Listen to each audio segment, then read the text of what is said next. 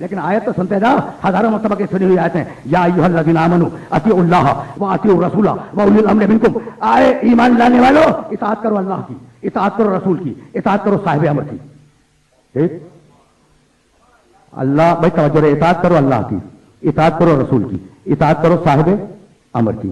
اگر صاحب امر ہو ہی نہیں بھائی رک جائیں، آیت منسوخ نہیں ہوئی.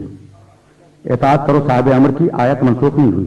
آج بھی مومنین کو حکم یہی ہے، مانے یا نہ مانے، آج بھی مومنین کو حکم یہی ہے کہ اطاعت کرو صاحب امر کی. اب تمہیں تمہارے ضمیر کو اور وجدان کو گواہ کر کے ایک سوال کر رہا ہوں. کبھی قرآن میں لکھا ہے للہ علی الناس حج البیت من استطاع الیہ سبیلا. ہم نے حج واجب کر دیا، جو مستطیع ہیں جن کے لیے حج کا راستہ کھلا ہوا ہے، ہم نے ان پر حج کو واجب کر دیا. آیت ہے نا، منسوخ نہیں ہوئی. تو جب تک قرآن ہے، جب تک آیت ہے، جب تک اسلام ہے، حج تو واجب رہے گا. اچھا ایک سوال تم سے کر رہا ہوں، ایک سوال یہ بتاؤ کہ فرض کرو کہ اگر تھوڑی دیر کے لیے فرض کرو اللہ خانہ کعبہ کو اٹھا کے عرش پہ لے جا کے رکھ دے، ٹھیک ہے نا، اور حکم حج باقی رہے قرآن میں، تو کرو گے کیسے؟ تو جب تک قرآن میں آیا حج موجود ہے، خانہ کعبہ کا وجود ضروری ہے. اور اسی طرح جب تک قرآن میں صاحب امر کی اطاعت کا حکم موجود ہے، ایک صاحب امر کا وجود ضروری ہے. اچھا بھائی ابھی تو ذرا میں آیتوں پہ تمہیں رکوں گا. کچھ مومنین ہیں جو رجال کہلاتے ہیں، کوئی نہ کوئی رجل ہر دور میں ہے. اس آیت نے کہا کوئی نہ کوئی صاحب امر ہر دور میں ہے. اب تیسری آیت سنتے جاؤ، یا یہ وہ آیتیں ہیں جو تمہارے ذہن میں پہلے سے ہیں، میں تو فقط استدلال کو اسٹیبلش کر رہا ہوں. یا ایھا الذین آمنوا اتقوا اللہ وکونوا مع الصادقین. اے ایمان لانے والو، اے ایمان لانے والو، اللہ کا تقوی اختیار کرو اور صادقین کے ساتھ رہو.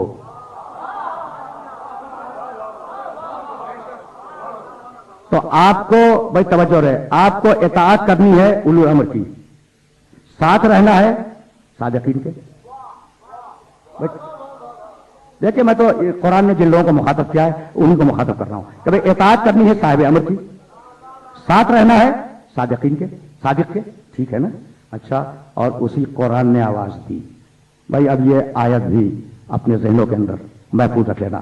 انما انت منذر ولکل قوم ہاد. سورہ رات 13واں سورہ قرآن کا.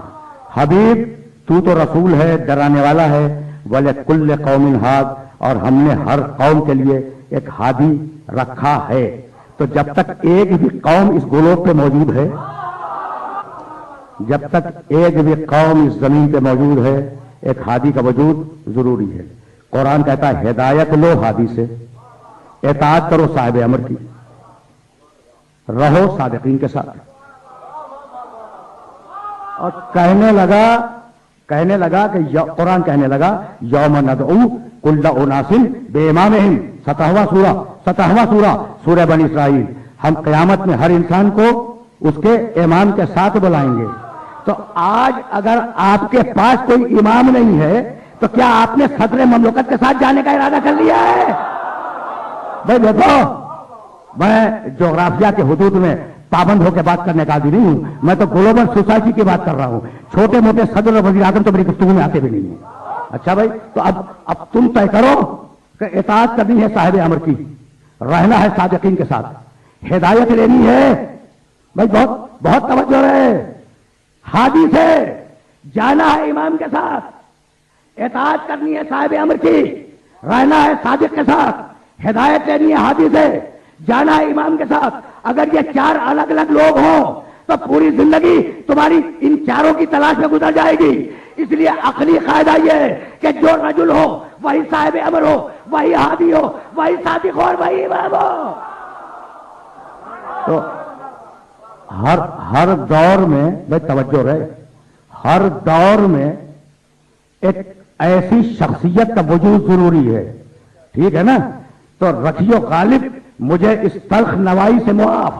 بھائی سننا کہ میں جملہ کیا کہنے والا ہوں. بھائی ایسا نہیں ہے کہ سارا عالم اسلام تصور مہدی کا منکر ہے. سنو گے؟ اب میں حوالے دے رہا ہوں، انہیں نوٹ کرو. الانوار القدسیہ، لواقع الانوار. بھائی یہ دو کتابیں عبد الوہاب شارانی رحمۃ اللہ علیہ کی، फुतूहात मक्किया मुइजुद्दीन इब्न अरबी हसन इराकी ने कहा मैंने दमिश्क की जामे मस्जिद में हसन अस्करी के बेटे मेहदी के हाथ पर खुद बैत की। हसन इराकी ने कहा भाई तवज्जो रहे, इनका ताल्लुक मेरे मकसद से नहीं है, इनका ताल्लुक मेरे मकसद से नहीं है। हसन इराकी ने कहा, किताबों में देख लेना जाकर, जिन किताबों को मैंने हवाले दिए हैं, कि मैंने दमिश्क की जामे मस्जिद में इस कहने वाले का खुदा उस पर रहमत नाज़िल करे ताल्लुक मेरे मकसद से नहीं था।